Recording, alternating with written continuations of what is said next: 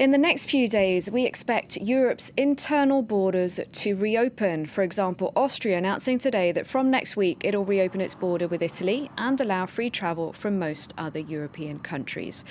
As for external borders, they've been shut since March, and the European Commission is making a recommendation. Let's go to Brussels and speak to Dave Keating. Dave, what exactly did the European Commission announce this morning?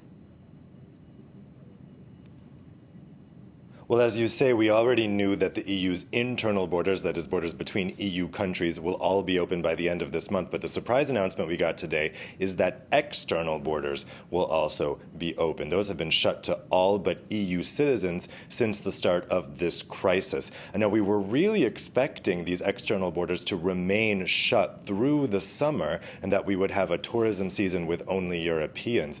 So this came as a surprise. What I'm hearing is that at a meeting of internal affairs ministers this weekend, there was intense disagreement about whether or not to open these external borders. But this is a national competence. The Commission can only recommend what countries do. And Greece was saying, look, we want to open our borders to 15 non-EU countries, including Australia, China, and South Korea, and we're going to do it no matter what you say. So really, the Commission had no choice other than to today adopt this recommendation, saying that external borders can be gradually and slowly reopened. What this really means is that every EU country will, at minimum, allow travels from other EU countries, and some will go further and allow travel from some specific external countries. But I'm being told don't expect America to be on this list. Infections are going way up there at the moment, particularly in rural areas that never locked down, and it's highly unlikely that Americans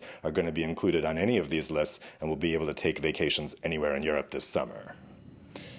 Dave, does this mean it'll be smooth sailing for Europeans looking to holiday in Europe this summer?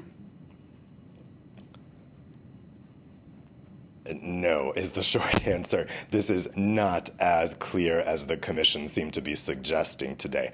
Because though the national borders within Europe may be open, EU countries are still going to be allowed to restrict travel from specific airports on health grounds. The Commission has said that would be allowed. So, for instance, Greece will, by the end of this month, allow people coming from Belgium into the country, but they're going to maintain a ban on anyone traveling from Belgium's two airports. So, for instance, I, as a Belgian resident, could drive down to the Greek border and they would let me through, but that's not very practical. People would go by airplane and it's not possible. I couldn't even go to neighboring France or Netherlands and take a flight from there because Greece will require that I show residency in those countries. So it's going to be complicated this summer. The European Commission is supposed to be coming out in the coming days with a website and a smartphone app that's going to give travelers the latest information about where they can and can't travel to and what the latest health advice is for the regions they're considering traveling to. But when I talk to consumer experts, they really are recommending that people wait until August to take a holiday and they wait until the end of July to book that holiday. That's not what the airlines want people to do. They really want people to start spending money again on tourism very quickly because they're facing really severe liquidity crises. But if you were to book a trip in July, you do face a pretty big risk of that trip being canceled because the situation remains so uncertain. Safety first. All right. Thank you very much indeed.